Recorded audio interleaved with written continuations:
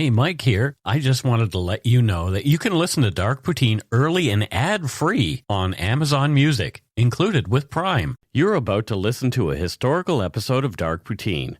After episode 149, you will find Scott is no longer with the show. In an effort to maintain continuity and offer listeners as many episodes as possible, we are leaving the episodes in which he co-hosted intact. Thank you.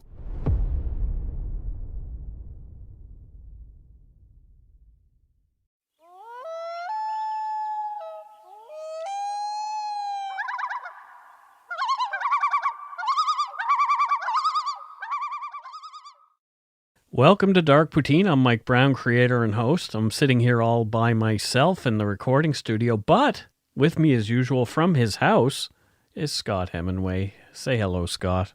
Tonight on location, Poindexter. Yeah, so you're on location, Scott. Why are you on location? Well, I seem to be a little under the weather, which in this world we're living in currently is it's a thing to be concerned about. It definitely is a thing to be concerned about. Yeah, like I'm not feeling too bad at all. I feel pretty good today, but the second you get a little bit of a cough or headache, and you had a fever. You said, yeah, a little bit of a fever, and so I do all the investigating, do all the digging and calling who I need to call, and you're told unless it's a serious respiratory issue, don't go to the hospital and take up the resources, which totally understand. And but you self-quarantine for 14 days, and so here I am. There you go. Self-quarantined. The views, information, and opinions expressed during the Dark Poutine podcast are solely those of the producer and do not necessarily represent those of CuriousCast, its affiliate Global News, nor their parent company, Chorus Entertainment. Dark Poutine is not for the faint of heart or squeamish. Listener discretion is strongly advised. We are not experts on the topics we present, nor are we journalists. We're two ordinary Canadians chatting about crime and the dark side of history. Let's get to it. Put on your toque, grab yourself a double-double and a Nanaimo bar. It's time to scarf down some Dark Poutine. Chomp, chomp.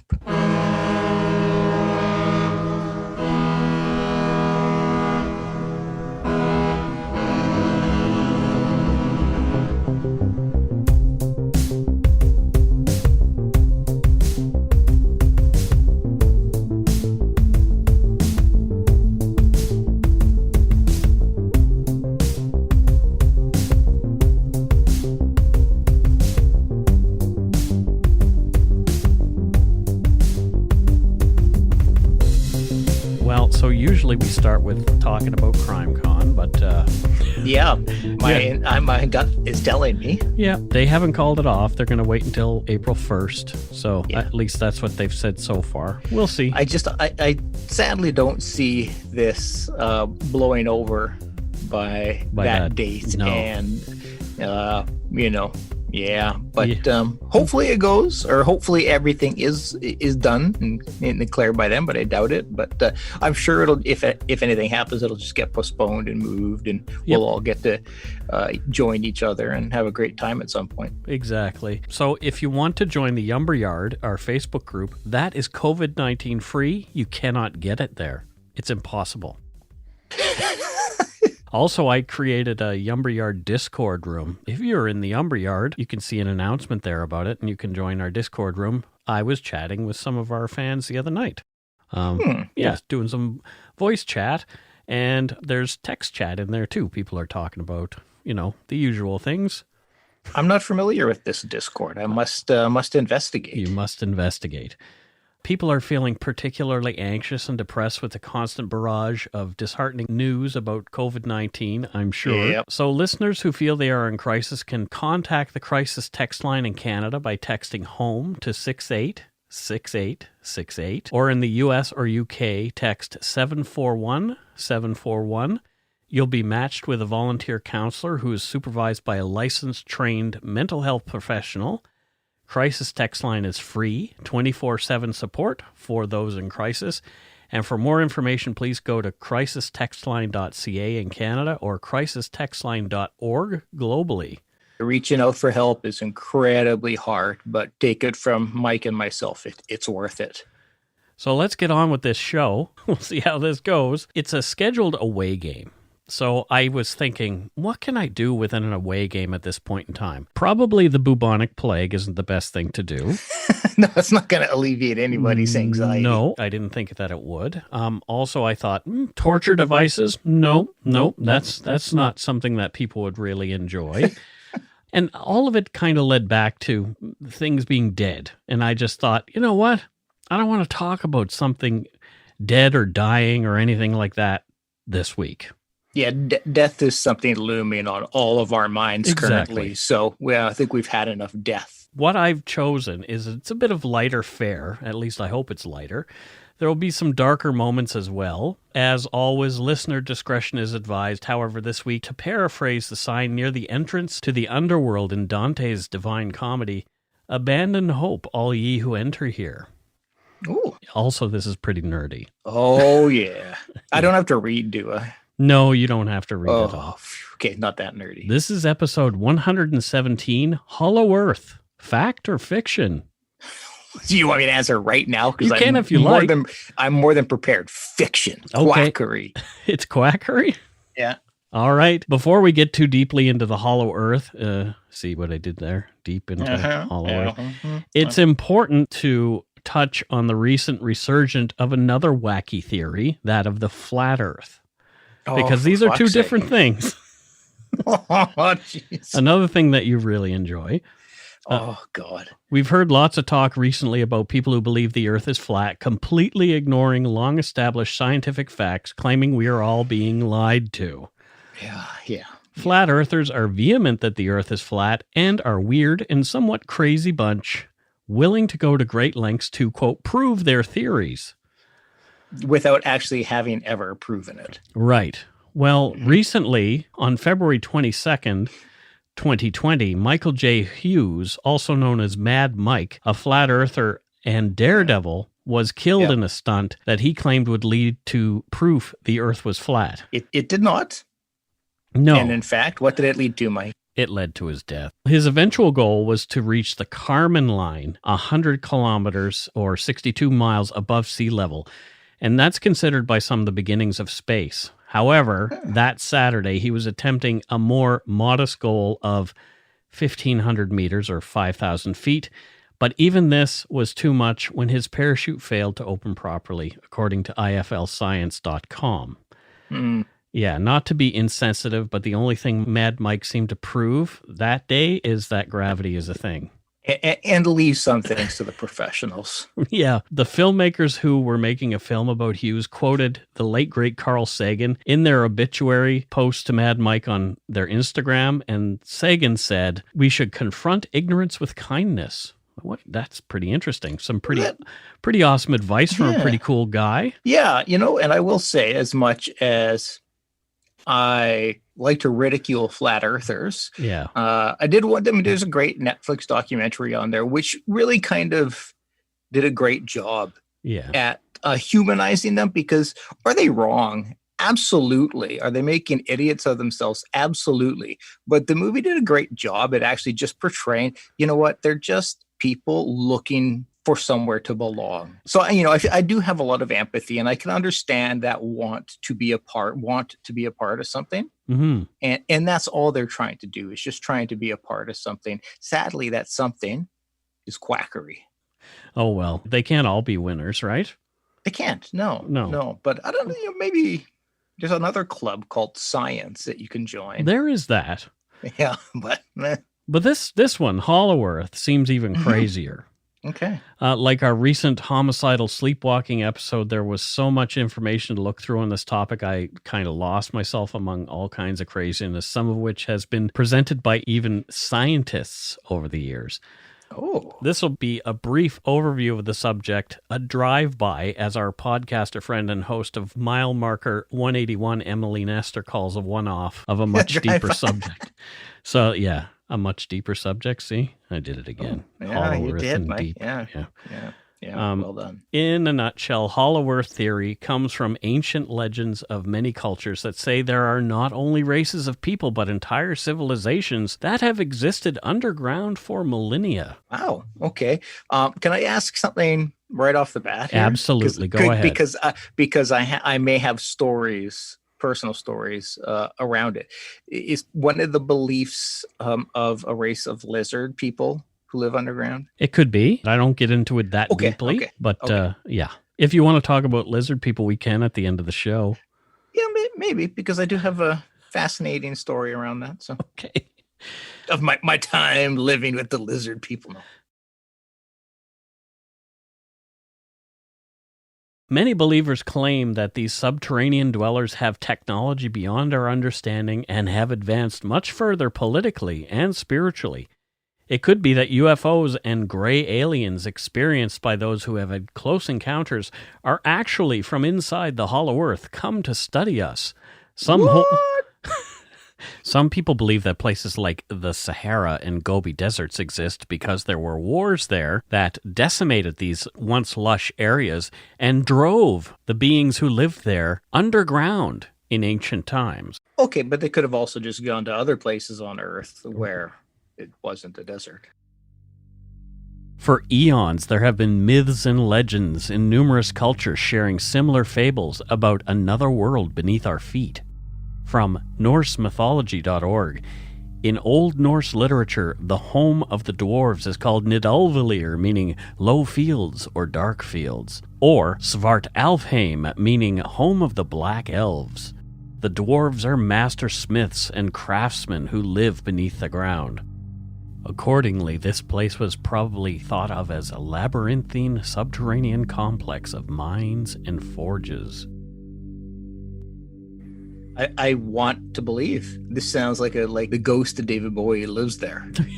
It also sounds familiar to me because I'm a World of Warcraft player. Some people will recognize some of these elements as used in Ironforge, which is the home of the dwarven race who are known for their crafting, and also in the Molten Core raid. Exactly. You have no idea what I'm talking about. Sounds to me like that was Lord of the Rings you were talking about. Yeah, pretty much. I kind of like the idea of a group of hardy, crafty Scandinavian folks of shorter stature making things underground. I don't know about you. Sounds great.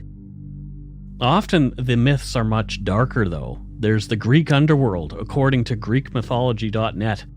Hidden deep within the bowels of the earth and ruled by the god Hades and his wife Persephone, the underworld was the kingdom of the dead in Greek mythology, the sunless place where the souls of those who died went after death. Sounds lovely. It does sound lovely. Not really. No, not at all. No. It doesn't say whether you had to be good or bad to go to the Greek underworld. I think you just went. Just do whatever the hell you want, because there's only one place to go after. Exactly. But sweet. Jewish mythology had Sheol. And from BibleStudyTools.net, a site that I would probably never go to again, the Hebrew word Sheol refers to the grave or the abode of the dead. Through much of the Old Testament period, it was believed that all went to one place, whether human or animal, whether righteous or wicked. No one could avoid Sheol, which was thought to be down in the lowest parts of the earth. Oh, yeah, that's called Newton. No? No, that's where we live. Oh, shit. Yeah. To keep practitioners in line, major religions later added post-life suffering to their ideas of the afterlife. For those who didn't behave in this life. This underworld is commonly called Hell. From Britannica.com, in its archaic sense, the term Hell refers to the underworld, a deep pit or distant land of shadows where the dead are gathered. From the underworld come dreams, ghosts, and demons, and in its most terrible precincts, sinners pay, some say eternally, the penalty for their crimes.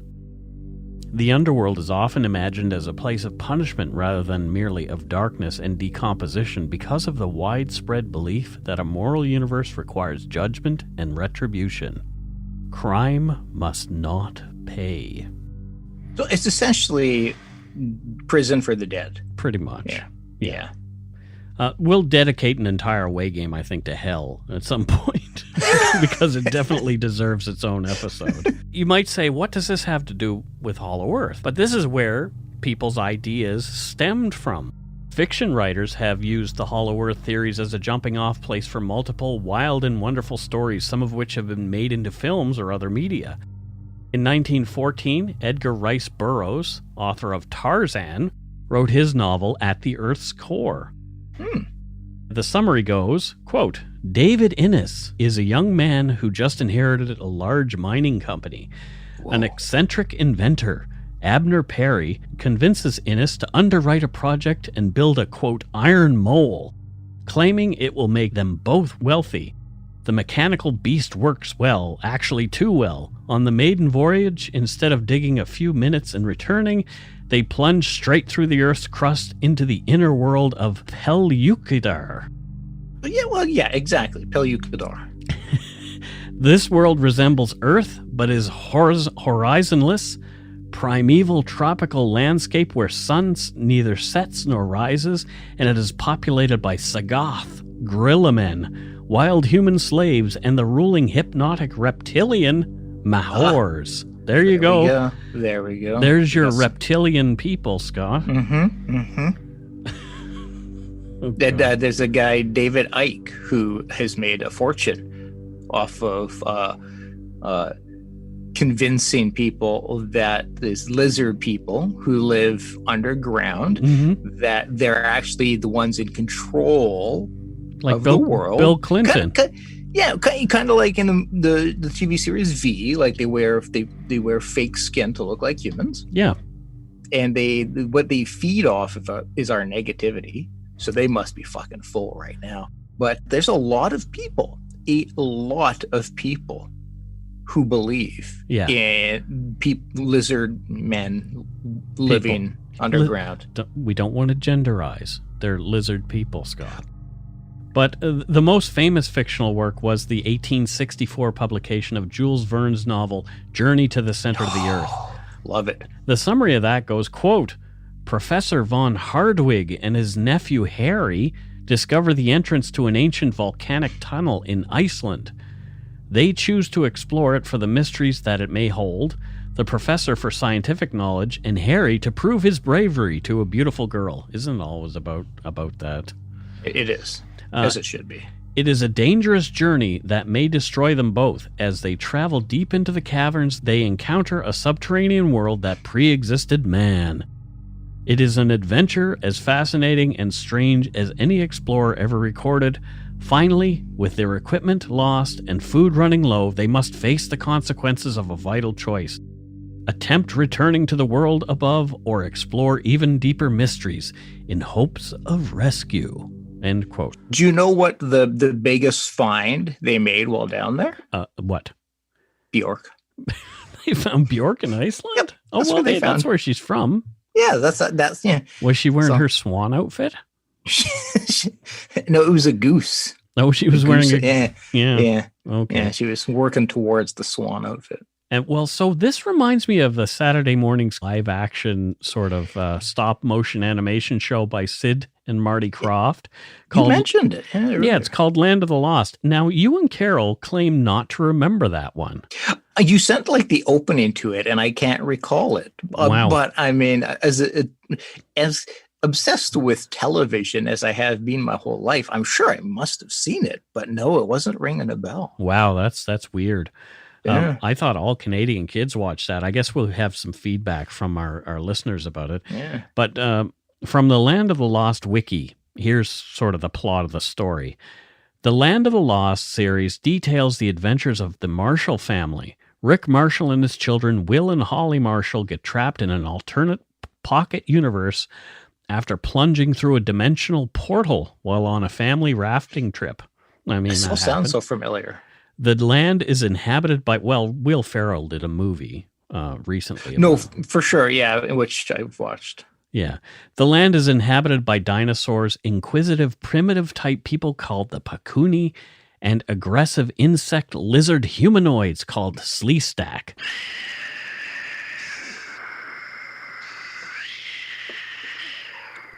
Sleestack, I've heard. Well, that instantly is like ding, ding, ding. I must have seen this. The storyline focuses on the family's effort to survive in a hostile environment.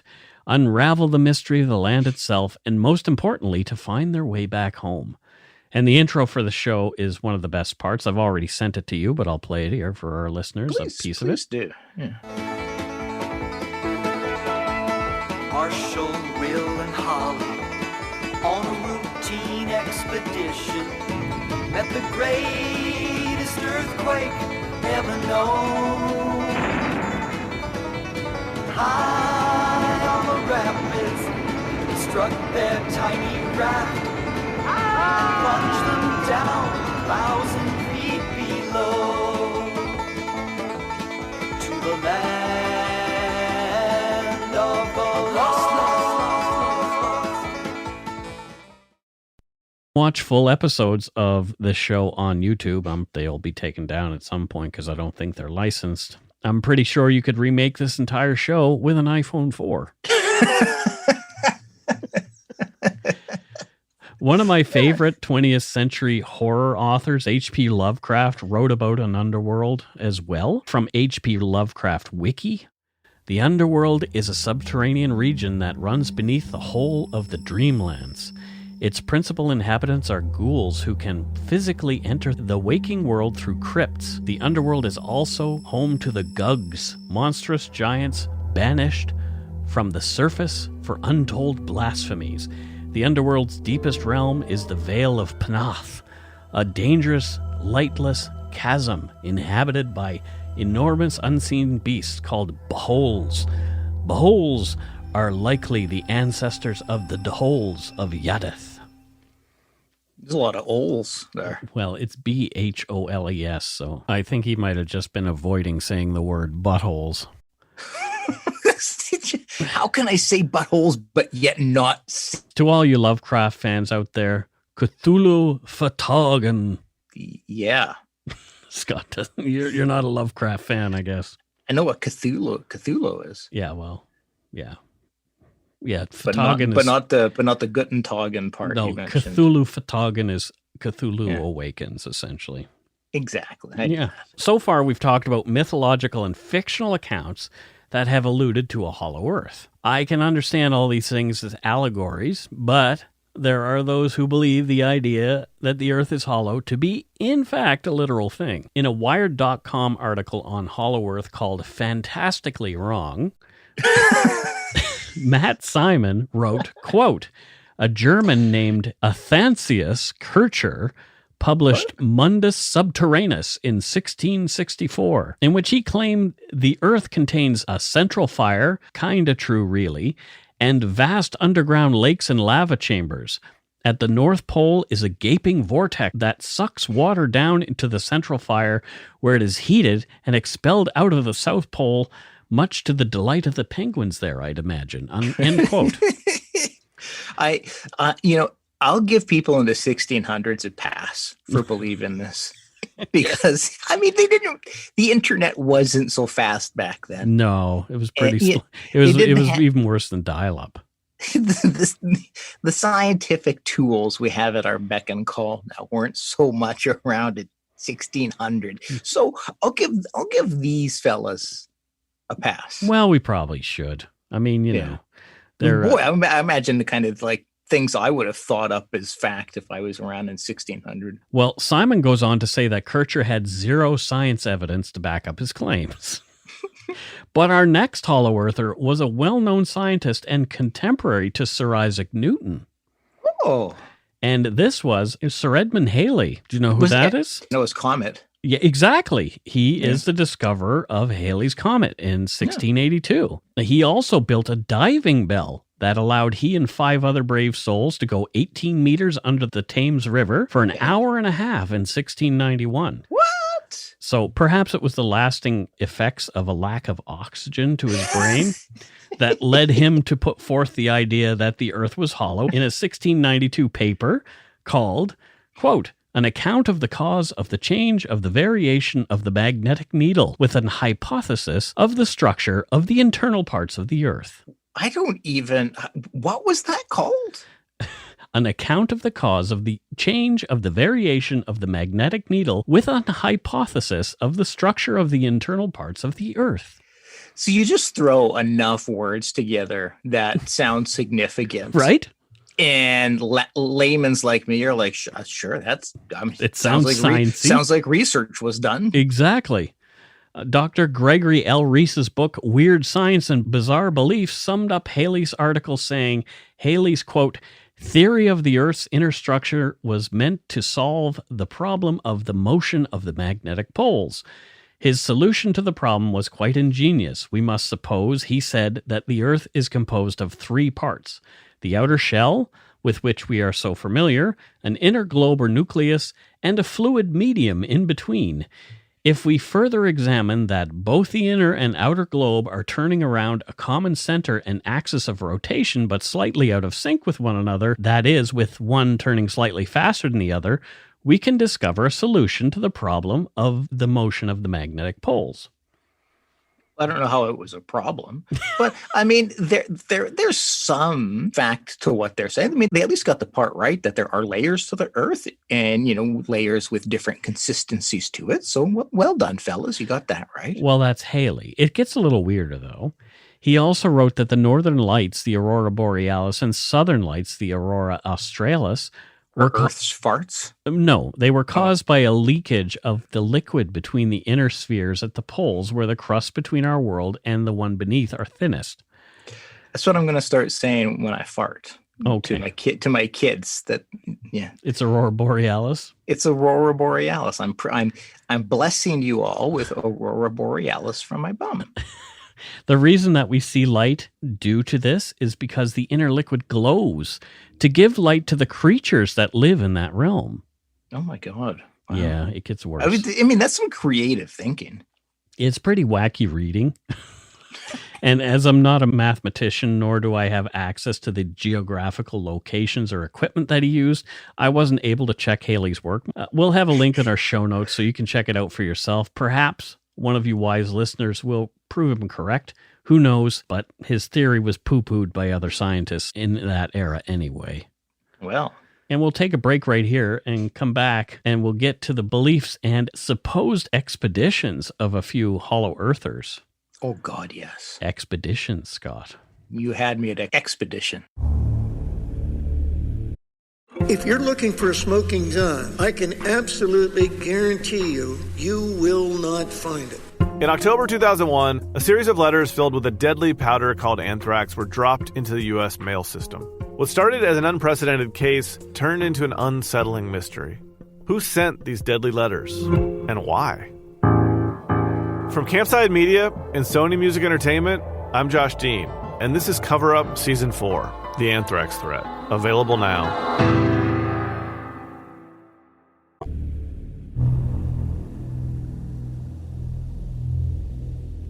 And we're back. Are you a Hollow Earth believer yet, Scott? There was some pretty profound evidence provided, but no.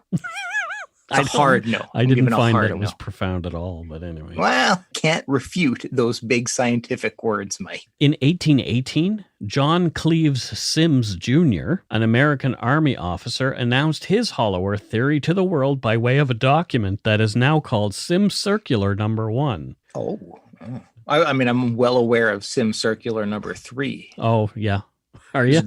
That was a catchy song a couple of years ago. It was the B-side to something. I can't remember. Yeah. Well, Symmes said that the Earth consisted of a hollow shell about 800 miles or 1,300 kilometers thick, with openings about 1,400 miles across, 2,300 kilometers, at both poles, with 4 inner shells each open at the poles. His circular declared his truth and called on others to accompany him on an expedition into the holes in the poles. That sounded like some pretty gigantic holes. Yeah, they're pretty big holes. He wanted to start in the north, as access to that one might be easier because he lived in the northern hemisphere. Man, makes sense. Here's a bit from his Circular No. 1, and it says, "Light gives light, to light discover ad infinitum. St. Louis, Missouri Territory, North America, April 10th, A.D. 1818. To all the world, I declare the earth is hollow and inhabitable within. containing a number of solid, concentric spheres, one within the other, and that it is open at the poles, 12 or 16 degrees. I pledge my life in support of this truth and am ready to explore the hollow if the world will support and aid me in the undertaking. Signed, Cleveland Symmes of Ohio, late Captain of Infantry. I have ready for the press a treatise on the principles of matter wherein I show the proofs of the above positions, account for the various phenomena, and disclose Dr. Darwin's golden secret. My terms are the patronage of this and the new worlds I dedicate to my wife and her 10 children. I select Dr. S. L. Mitchell, Dr. L. Darcy, and Baron X. de Humboldt as my protectors. I ask 100 brave companions well equipped to start from Siberia in the fall season with reindeer and sleighs on the ice of the frozen sea. I engage we will find warm and rich land stocked with thrifty vegetables and animals, if not men, on reaching 1 degree northward of latitude 82. We will return in the succeeding spring. JCS. So essentially he wanted funds. Yeah, he wanted money. So, I mean, maybe this was the early version of Enron. I love how he thinks that it's like this utopia underground. They're full of food and all these great things. Because when I think of underground, I think of dank caves. Like dirt. With stalagmites all over the place. The odd worm and maybe a bat. Yep. Exactly. Not a plentiful food. Or the movie The Descent. Oh, yeah, that's a surprisingly good movie. Yeah. There were very few who wanted any kind of involvement in a suicide mission to the North Pole. Yeah. In that day, it was like a mission to Jupiter. To put things in context, Sir John Franklin was still 25 years away from his ill-fated expedition. Yeah, so we're well aware how that turned out, but we know that John Franklin did not fall into a giant hole in the ice. And he was just looking for things on the Earth. Right. Imagine now that plus in the Earth. Well, in 1820, a novel was published called Symmsonia, Voyage of Discovery. Symmsonia. Symmsonia. Yeah. Written by an author calling himself Captain Adam Seaborn. The novel is the story of a fantastical journey by sea into the hole in the North Pole. Some speculated that Symmes was the author and that he had in fact completed his expedition. Oh, wow. Well, from Dr. Gregory L. Reese's book, Weird Science and Bizarre Beliefs, quote, after passing through the Arctic Circle into a tropically warm polar climate, the adventurers enter the hollow Earth. The inhabitants of the Earth's core are humanoid and described as gentle vegetarians. They reject material possessions in favor of the wealth of the soul. Because of their virtuous nature, the internals possess great intelligence and have very little need for sleep. They are extremely attractive, with beautiful white skin. They also have great physical strength. The government is democratic, and women are granted equal status with men. In many ways, they seem to exist in a Garden of Eden, like the humanity before the fall from grace. Boy, they're woke. That's very woke. My God. Let's go. Yeah, exactly. This sounds great. Well, I don't know about the beautiful white skin. I kind of like a little, variety in my world. But but we're going to go bring some culture with us. I guess so. But maybe their skin is white because they're underground and there's no actual light. I think it had that the pigmentation is related to never seeing sun. It could be. Yeah. Symmes believed in Hollow Earth for the rest of his life and lectured widely on the topic until his death in 1829. That's only 11 years later. According to Atlas Obscura, after the rigors of lecture circuit took their toll, Symmes retired to Hamilton, Ohio, where he would eventually pass away in 1829.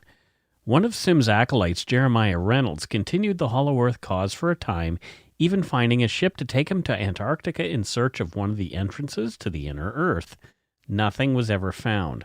Symmes is remembered by a monument in Hamilton, Ohio's Ludlow Park, which features an abstract hollow Earth atop a stone pedestal and a plaque that explains his theory, Quackery or not, Symmes sci-fi theories will not be forgotten anytime soon, end quote. For entertainment purposes, these are fantastic. Yeah, right? They have been movies, and I would love to see better versions of those movies. And here's the thing, like the more I learn about the Hollow Earth stuff, the more interesting it gets. Like it's pretty weird and kind of kooky stuff, but it's pretty fascinating science fiction. Yeah, I bet. Our next wackadoo is Charles Reed Teed. Yes, that's his real name. Charles Reed Teed. Reed Teed. Yeah. Wow. Teed was a cult leader, an alchemist from the 1800s who had a compound on 3800 Corkscrew Road in an American town called Estero. You'll never guess what state this was in, Scott. Oh, God. Texas. Florida. Oh, God. Yeah. Okay. Teed was an eclectic physician, and that's the late 1800s version of Karen from Facebook who thinks yoga and unabashed farting and lavender oils are going to cure cancer. He loved to tinker with electricity and was known to carry out dangerous high-voltage experiments. Whoa. From the Wikipedia article on Teed, quote, in the autumn of 1869, during an experiment, he was badly shocked and passed out. During his period of unconsciousness, Teed believed he was visited by a divine spirit who told him that he was the Messiah. Inspired, once he awoke, Teed vowed to apply his scientific knowledge to redeem humanity. He promptly changed his first name to Koresh, the Hebrew version of Cyrus. Did he start to sell buckets of food? No. Over the internet? No, but Koresh is a little familiar, correct? Very Dave Koresh. Yeah. After he was zapped, Teed turned the flat Earth idea on his head. His belief was that we who are living now are on the inside of the surface of a sphere. He wrote, Earth is the cosmos. It is indeed spherical, yet humankind does not live on the outside shell of this ball. We live our lives upon the inside surface. All existence is contained within. Outside the rind or outermost shell, there exists nothing. There is only void.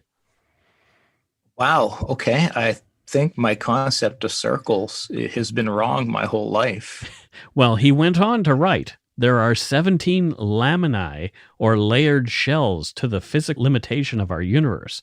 Altogether, they are approximately 100 miles thick. There are 5 geologic laminae, of which the innermost is the surface of our familiar Earth. We exist on its concave surface. It curves upward 8 inches to the mile. Thus, the diameter and circumference of our universe are, respectively, 8,000 and 25,000 miles. Okay, so could you imagine poor fellas like this guy who I'm sure thought that this, like, they figured it out. Oh, yeah. They what they have discovered, like, this is fact, this is truth, you're all fools for not believing it. Could you imagine that poor guy hops in a time machine, comes to the future, and just like spends a bit of time on Google, and it's just like, oh, for fuck's sake. Well, I can tell you one thing. He probably would have changed his name from Koresh because... Oh. Yeah, absolutely. But it's just like they would come to the future now and just be like, my God, was I ever wrong? Like very quickly they would realize, like, holy, I'm embarrassed that I think that. Well, it gets better.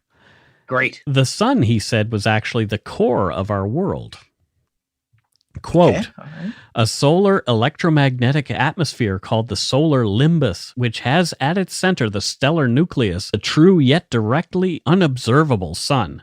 The sun we daily perceive, along with all the other observable astronomical bodies, are actually a variety of reflections stemming from this true sun. Holy crap. According to Matt Simon's Wired article, on a beach near their commune for 5 months, the Koreshenites deployed a rectilineator, a device of their own creation. Exactly. A device of their own creation to scientifically measure that the Earth is in fact concave. And naturally, it was a success, end quote. Oh, okay. So their name that I'm not going to try and pronounce again. Worked. Well, whatever the hell that thing was. Seems legit, right? I could just make up an instrument to do something and then say it did it. And how could you prove me wrong? So this guy's 250 followers were called Koreshans, and he was King Koresh. The 69-year-old cult leader died on December 22nd, 1908, after being severely beaten trying to... What? Plot twist. Wow. Yeah, he was trying to break up a fight in front of a grocery store between a group of Koreshans and angry locals tired of hearing their bizarre prophecies. When he failed to be resurrected, as he had claimed in his book, The Immortal Manhood, the group fell apart. That'll happen. Yeah. According to findagrave.com, quote, his tomb was washed away in the hurricane of 1910 and no longer exists. Jesus. Apparently his casket was washed out to sea. Wow, just like this. He couldn't win. This guy, yeah, he couldn't win. No. In 1906, William Reed published his book, Phantom of the Poles, whipping up more interest in the Hollow Earth theories. I watched that movie, by the way. Oh, Phantom of the Poles? Yeah. No, I think that's like it's pretty racy. It's pornography. According to sacredtexts.com, the book, quote, presents a collection of reports of polar explorers on strange and unexplained phenomena, such as warm winds, deposits of dust, rocks embedded in icebergs, large ice-free areas, freshwater areas in the open polar ocean, and bizarre auroras, all in support of his belief that the polar areas are the vestibule to the interior of the hollow earth. Reed believed that the poles were unreachable because they simply didn't exist. Wow. But that's where the holes are. Well, yeah. But what he was saying is that the barber pole that is in all the Santa Claus movies wasn't there. No, it's there. I believe it. I believe it's there. In the 12th and final chapter of his book, Reed attempts to answer the question, what is in the interior of the Earth? Oh. Do you want to try and answer that question yourself, Scott? Yep. Dirt. It's no. It's like a Dairy Queen ice cream cake. Oh. You have kind of an Oreo middle layer. Oh. Yep. With delicious ice cream on the bottom. Oh. And then you've got your Oreo layer. And then you've got kind of a more chocolatey layer, which is a delicious layer, sprinkled with some other Oreo bits on the top and some icing. And then the dirt? The icing is the mountains because it's very coarse and, rigid. And the ground up Oreo bits are the dirt that you get to eat. And so, yeah. Well, am I right? No. Oh. So how Reed answered the question, what is in the interior of the Earth, he wrote, that, of course, is speculative based on the little evidence found on Earth. It is not like the question, is the Earth hollow? We know that it is, but do not know what will be found in its interior. It is like seeing an island far off.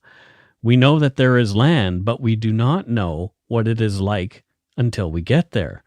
So many circumstances show the Earth is hollow that the fact cannot be questioned. But its contents are not so easily determined till we look inside. From what I am able to gather and from analysis, game of all kinds, tropical and Arctic, will be found there. Both warm and cold climates must be in the interior, warm inland and cold near the poles. Sea monsters, and possibly the much talked of sea serpent, may also be found in vast territories of arable land for farming purposes. What do you think the sea serpent could be, Scott? Ogopogo? Exactly. That's what I thought too when I wrote it, when I read that. He's got an Ogopogo farm. Or something. Where he's farming more Ogopogos. It could be. That seems legit. The following story is probably the nuttiest one of this entire episode. That says a lot. But this guy was a real guy, like Richard Evelyn Byrd, Jr., and that's his real name, too. It's Byrd is spelled B-Y-R-D, not like Byrd. Oh, that makes it better. That makes it less hilarious. So he was a rear admiral in the United States Navy who had served in World War I, and then what's that? I was a front admiral. Oh, okay. And then he served in World War II, where he became confidential advisor to the Commander-in-Chief United States Fleet and Chief of Naval Operations Admiral Ernest J. King. So this guy had some power. He had a significant role in clout there. Well, he definitely did. He was present when the Japanese surrendered on September 2nd, 1945. Son of a bitch. He retired from service with multiple decorations, including the Medal of Honor, Navy Cross, Navy Distinguished Service Medal, Distinguished Flying Cross, Legion of Merit, and Congressional Gold Medal. Well, Byrd's the real deal. He is the real deal. He was also a well-known explorer, and this is where he got most of his honors. He was awarded his Medal of Honor for claiming with his co-pilot Floyd Bennett that they had flown to the North Pole and back in 1926. Wait a minute. Yeah?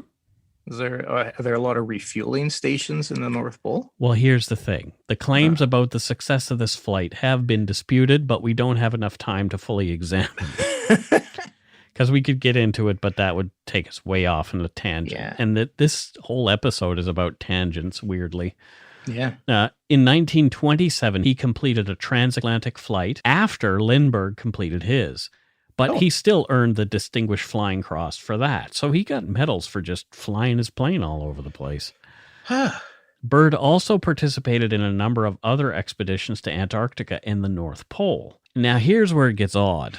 A text that some claim to be the secret diary of Admiral Byrd emerged in the years after his death in 1957. It details chronologically a flight of Admiral Byrd's over the South Pole made on February 2nd, 1947. Okay, I'm ready. Okay, so they took off from their base camp at 6:10 in the morning. Okay. Many of the next dozen entries or so, taking place every few minutes, seem to be a routine mentioning of oil leaks, turbulence, altitudes, radio check-ins with the base, adjustments to their plane, and descriptions of white snow stretching as far as the eye can see. Sounds normal so far, right? Yeah, absolutely. At 9:10 in the morning, so 3 hours, approximately 3 hours later. Yep. This entry reads, quote, "Vast ice and snow below. Note coloration of yellow nature and disperse in a linear pattern." What the hell does that mean? Well, you know what they say, watch out where the huskies go and don't you eat that yellow snow. Well, that's what Frank Zappa told us anyway. Which is really great advice. He altered course for a better examination of this coloration pattern below. I'd say. It became reddish and purple also. He circled this area for 2 full turns and assigned a compass heading. Position check made again to base camp to let him know that where they were. Yeah. And he relayed information concerning the colorations of the ice and snow below. So it was very weird. Also at 9:10, the magnetic and gyro compasses began to gyrate and wobble very weirdly. Whoa. Yeah, so he was unable to hold his heading by instrumentation, and he had to take his bearing with sun compass, but all seems well, like he could still fly the plane just great. Yeah. The controls, though, were sluggish and slow to respond, but there was no indication of icing. What's going on? Peyote? Could be. At 9:15 in the distance, he saw mountains. Okay. 9:49. 29 minutes elapsed flight time from the first sighting of the mountains. It is no illusion. There are mountains and consisting of a small range that I've never seen before. And at 9:55, altitude changed to 2,950 feet, encountering strong turbulence again. And it gets really bizarre here. 10 o'clock, we are crossing over small mountain range and still proceeding northward as best we can ascertain. Beyond the mountain range is what appears to be a valley with a small river or stream running through the center portion. There should be no green valley below. Something is definitely wrong and abnormal here. We should be over ice and snow. To the port side are great forests growing on the mountain slopes. Our navigation instruments are still spinning. The gyroscope is oscillating back and forth. You don't want an oscillating gyroscope. No, that's the last Trust thing. me. Yeah. Trust me. At 10:05, I alter altitude to 1,400 feet and execute a sharp left turn to better examine the valley below. It is green with either a moss or a type of tight-knit grass. The light here seems different. I cannot see sun anymore. We make another left turn and we spot what seems to be a large animal of some kind below us. This is in Antarctica. It appears to be an elephant. No, with 3 exclamation marks. It looks more like a mammoth. This is incredible, yet there it is. Oh, I need to take a breath. Well, he decreases to 1,000 feet to take out his binoculars and better examine the animal. Good. It is confirmed it is definitely a mammoth-like animal. He reports this to base camp. Well, thank goodness the radio is still working. At 10:30, he encounters more rolling green hills now. The external temperature indicator reads 74 degrees Fahrenheit. That's pretty warm. Yeah. Continuing on our heading now, navigation instruments seem normal. I am puzzled over their actions. Attempt to contact base camp. Radio is not functioning. Uh-oh. At 11:30, countryside below is more level and normal, if I may use that word. Ahead we spot what seems to be a city. Good God. This is impossible. Aircraft seems light and oddly buoyant. The controls refuse to respond. My God! 3 exclamation points. He's really emphasizing these. Off our port and starboard wings are strange type of aircraft. They are rapidly closing alongside. They are disc shape and have a radiant quality to them. Oh, my goodness. Well, you're going to be disturbed by these next things. They are close enough now to see the markings on them. It is a type of swastika. This is fantastic. Where are we? What has happened? I tug at the controls again. They will not respond. 4 exclamation points. Whoa. We are caught in an invisible vice grip of some type. I think he's experiencing a tractor beam, Scott. I think so. And, Yep. as we've all wanted.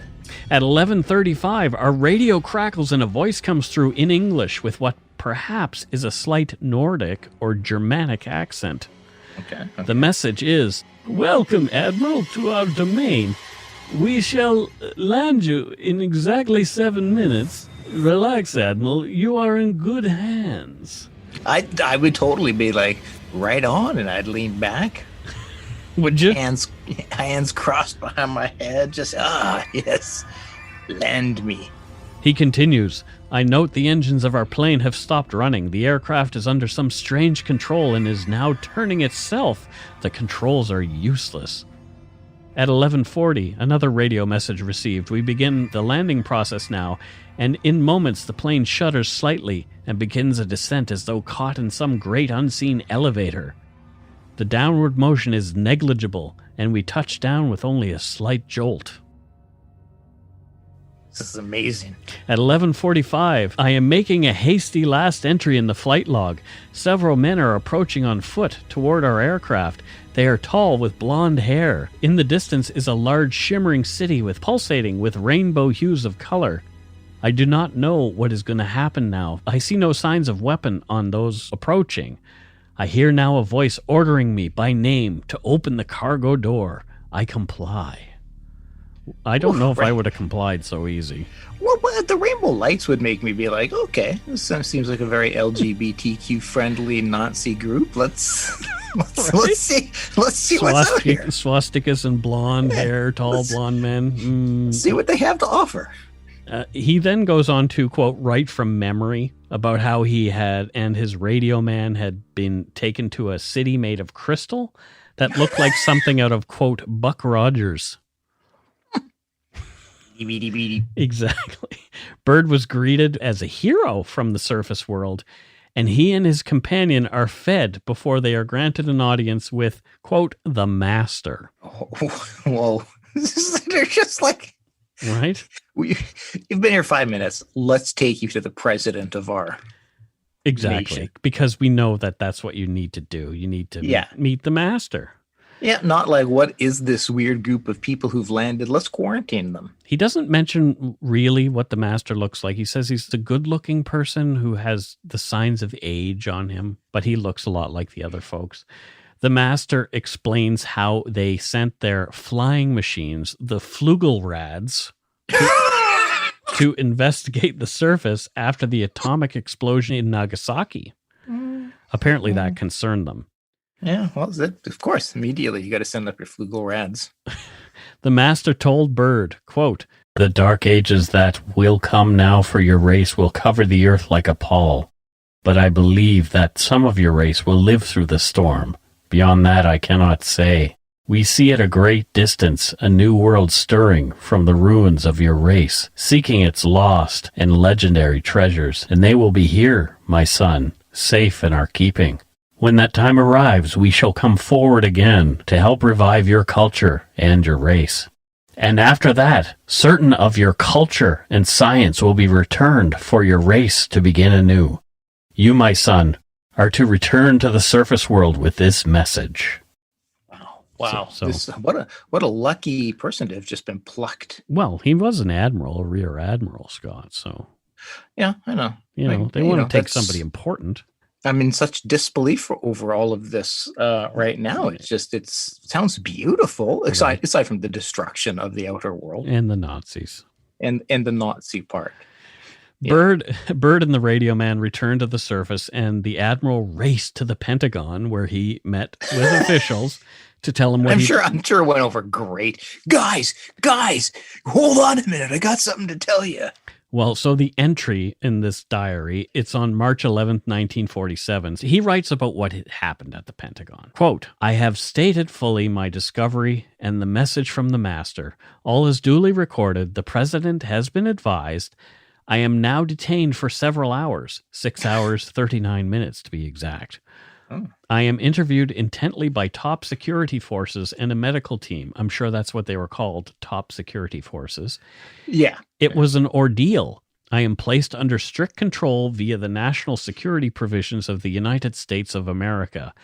I am, and this is in all caps, ordered to remain silent in regard to all that I have learned on the behalf of humanity. Incredible. Must mean they're taking it serious, Mike. Yeah. Well, so he is reminded that he was a military man and must obey orders. For sure. Absolutely. Byrd apparently did follow orders and hid his knowledge from the public, taking it to the grave with him until this diary, quote unquote, popped up. Well, that's tragic. Yeah. Well, That's I wish. too bad. So we can't confirm nor deny that this was exactly his word. Oh. Yeah, he's gone, Scott. Oh no. Well, We'll just have to take this book's word for it. Exactly. Some have said it was the Russians who released the information against the wishes of the U.S. government, who continues to cover up the fact that a master race of alien Nazis are living in the Hollow Earth. And, what reasons would the Russians have to spread any kind of disinformation? I don't see that ever happening. When you position it and phrase it as alien Russian Nazis, it just all seems right. And I have written here, aliens, Russians, and Nazis. Oh my. This is fantastical. Yeah. So I guess we'll end here with this will be the end of our Hollow Earth episode, but can I tell my lizard people story? Yes, you can tell your lizard people story. So I had a neighbor. I lived in an apartment in New West. This would have been roughly 20 years ago. And so there's two roommates. They firmly believed in these lizard people that live under Earth. They were big fans of David Icke, the guy who propagates that quackery. But it was just such a bizarre thing to be just sitting there with somebody, you'd like talking to somebody face to face and hearing them actually straight face talking to you about, no, the world is controlled by lizard people who live underground, but they are also wearing outfits and so they look like humans, and they're actually the presidents and the prime ministers, and they run the government. And you're a fool. You're the idiot for not believing that, Scott, because this is just how it is. And the two people, see, one of them you can be like, he's a little cuckoo, but two people, you're just like, you don't even know how to really respond to them. No, because you're just like, because logic isn't going to, because you're like, no, that's not true. I'm terribly sorry, but we aren't being controlled by lizard people who live inside the Earth. No. this hollow earth. No. And just their conviction, Mike. Oh my God, their conviction to it was, I think that's the most disturbing thing is, but I mean, we have ideas that I'm sure somebody thinks is crazy. Cool, but has nothing to do with lizard people running there. No, that's true. What blew me away was you would think maybe they would be like, well, I kind of believe this. It sounds like, they might be open to, when you're talking lizard people are running this earth and live underground. Yeah.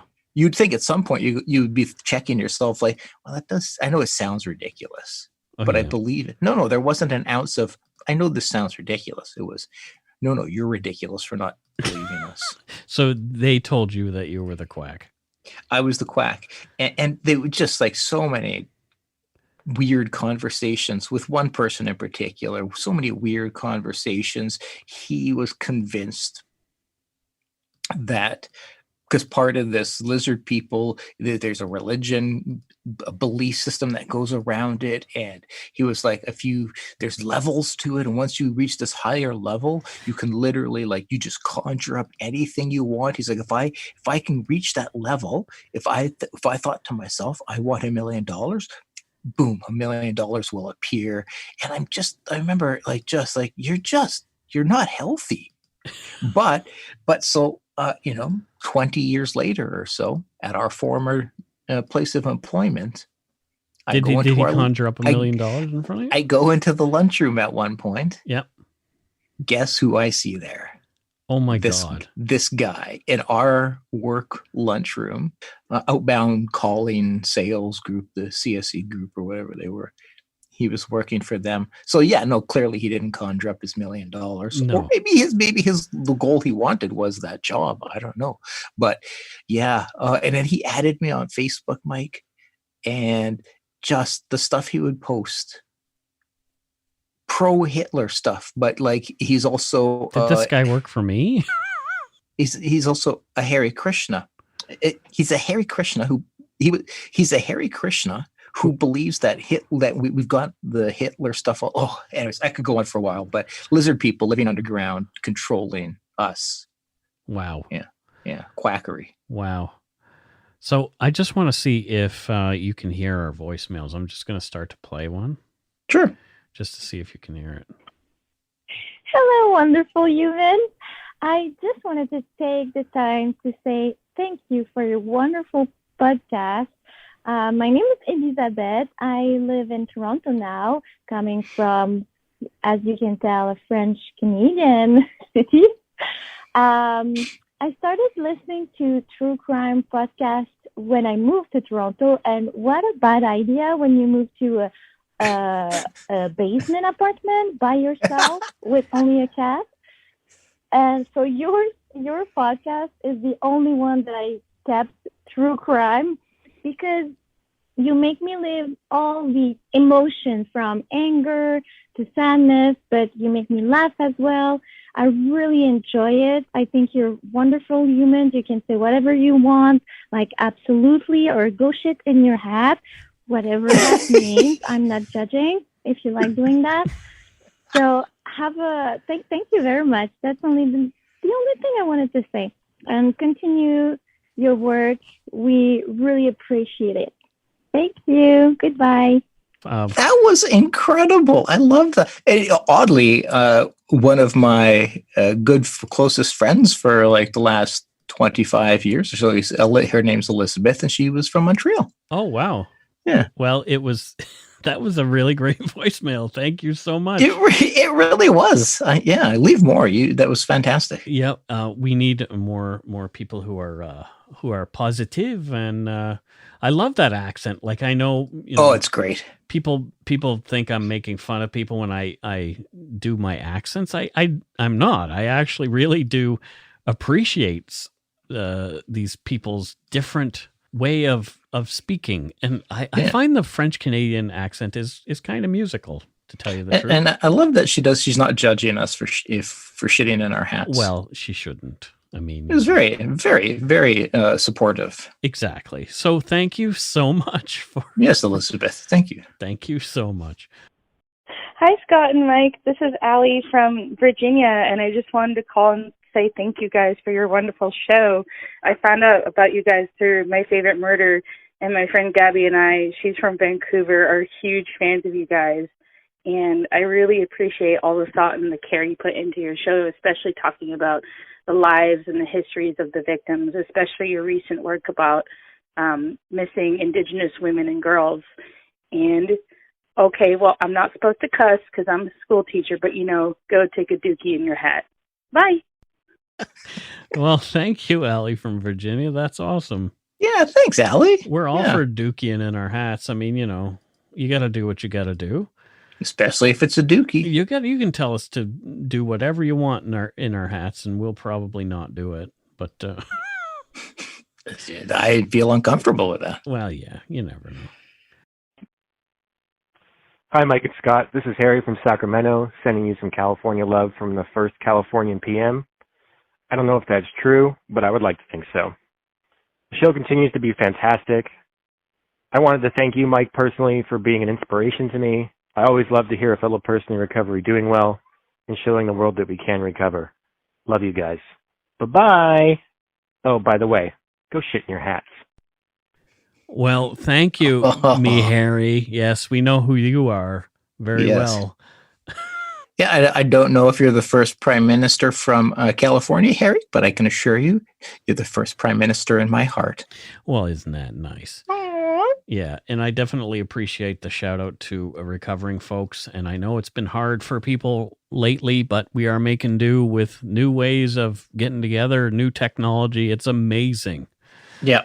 Yeah. So don't worry about us recovering folks. We're doing what we need to do to continue doing what we're doing. So that's beautiful to hear. Oh God, that was a real mouthful. It was doing a lot of doings. There you go. So thank you all for your voicemails. You can leave us one at 1-877-327-5786 or 1-877-DARK-PTN. That's 1-877-DARK-PTN. Dark-PTN. If your call really stands out, you might hear it on the show. Yeah. Just like they did. Just like they did. Especially if you're nice, like all of them. All of them. I don't think we've had any nasty ones, which is good, except for that. Oh, no, we did have another French-Canadian person, remember? And he actually... early on, I did. He cussed us out in French. Tabernacle. Oh, God. Anyway, all right, so let's look at Patreon. So let's do some Patreon shout-outs, Scott. Yeah, let's do that. Like I say, Patreon has been a little light of late, but that's okay. We really absolutely understand that everybody has bigger fish to fry than helping a little old podcast. There's a little thing called a pandemic happening and a lot of people out of work. So absolutely understand. Yeah, we are fully. Here we have one from Melissa Olstrom. I don't know where Melissa's from.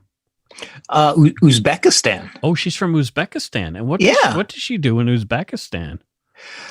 So what she does is she, all by herself, repaints painted poles.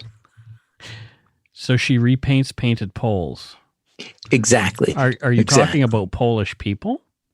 No, my God, no. Okay, well, I'm just checking. You never know. No, it's good. It's good to always good to clarify and double check, Mike. No, just telephone poles.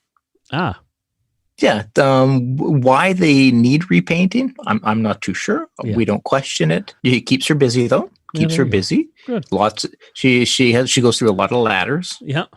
Yeah. Next poles are tall. Next up, we have Sarah Rotman. And she's from Anchorage, Alaska. Oh, I don't know why, but I've always wanted to venture north to Alaska. When they hose off the cruise lines, I might actually take the inside passage someday and do the Alaska cruise. That could be fun. They hose them off, yes. With lots of bleach and...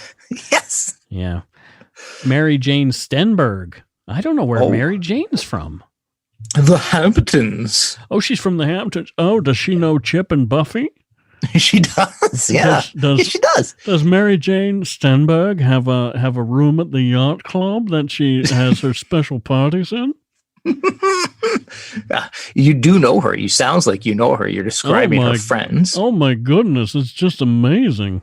Do you know what she does? Oh, I'm pretty sure she's just a philanthropist or something. No. When you hear this job description, you'll go, oh, now I know why she's in the Hamptons. Oh, fantastic. She's a money counter.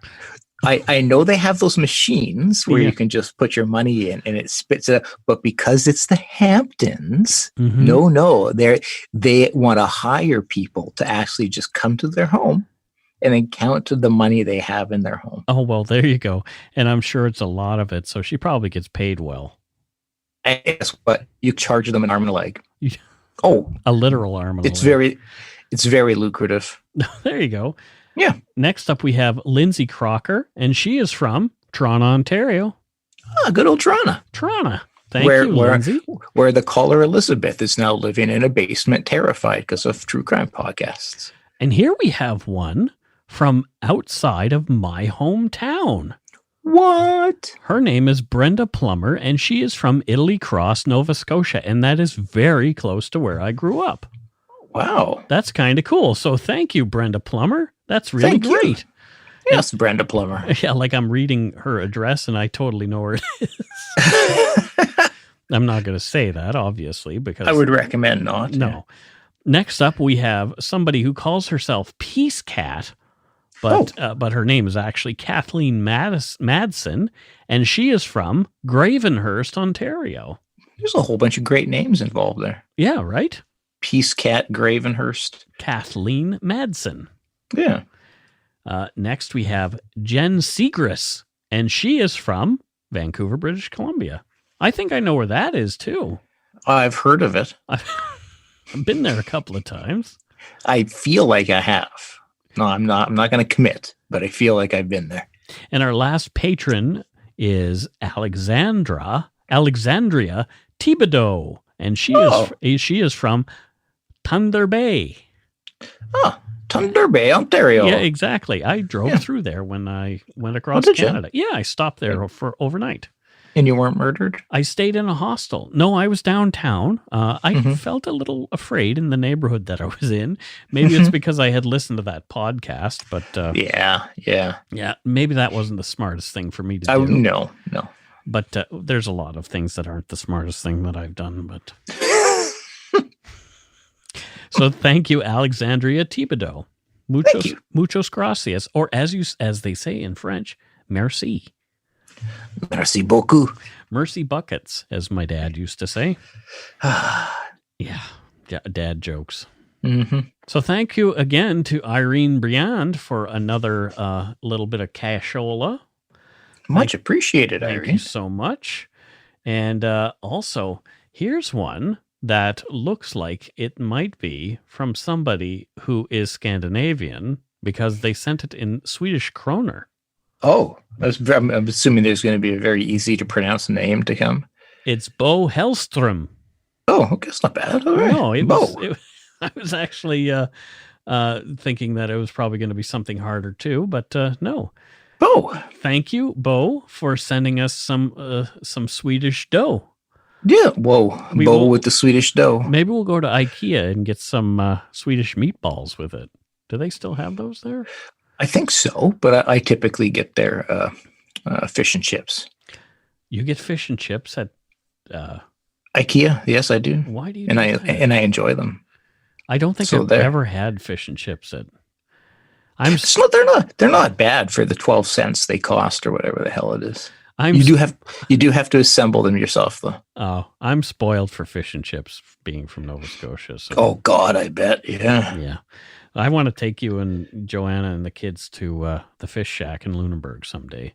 Oh, God, yes. That's the place that everybody waits in line at lunchtime for fish. Oh, really? Chips. Oh, yeah, it's amazing. Yeah. Oh, that would be amazing. And the view is beautiful. You get to sit looking at the Blue Nose and the golf course beyond and the harbor and all the fishing boats coming and going. It's fantastic.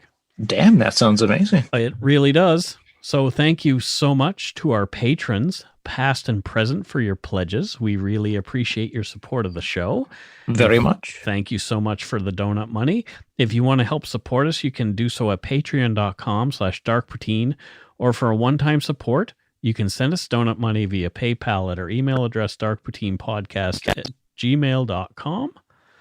Did I just cut out for you? Good for a second, yeah. Yeah. If you want to help support the show, you can do so at patreon.com/darkpoutine, or for one-time support, you can send us some donut money via PayPal at our email address, darkpoutinepodcast@gmail.com. If you don't already, it would mean a lot to us if you subscribe to the show. You can easily find us on iTunes Podcast, Stitcher, TuneIn, Spotify, or wherever you get your on-demand audio. You can easily rate us on Podchaser. It's like IMDb for podcasts. Check out our website, darkpoutine.com, for show notes and other cool stuff. Please give us a follow or a like on Facebook, Twitter, and Instagram. Just search for Dark Poutine. Most importantly, thank you for listening. Tell your friends about us. Word of mouth is a powerful thing. And a little disclaimer at the end of this one: wash your hands. Don't touch your face. Yes. Stay away from people. Social distance, 6 feet. Please stay safe and healthy. We love you, folks. We certainly do. Don't get sick. Please, stay safe. Please don't. Please stay safe, yes. Don't forget to be a good egg and not a bad apple. Bye-bye, everybody. Bye-bye.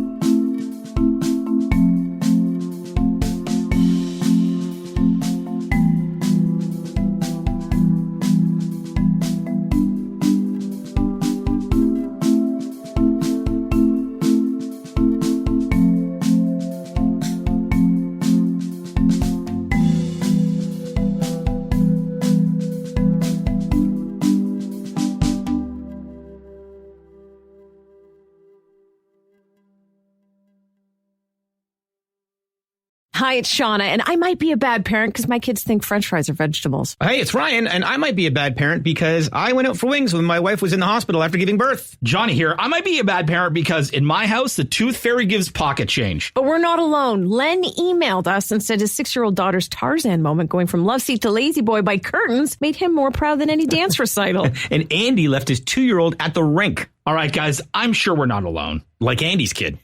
For stories and confessions like this, make sure you check out our podcast. It's called Bad Parents, and it's available wherever you get your podcasts. I left a glove at the rink.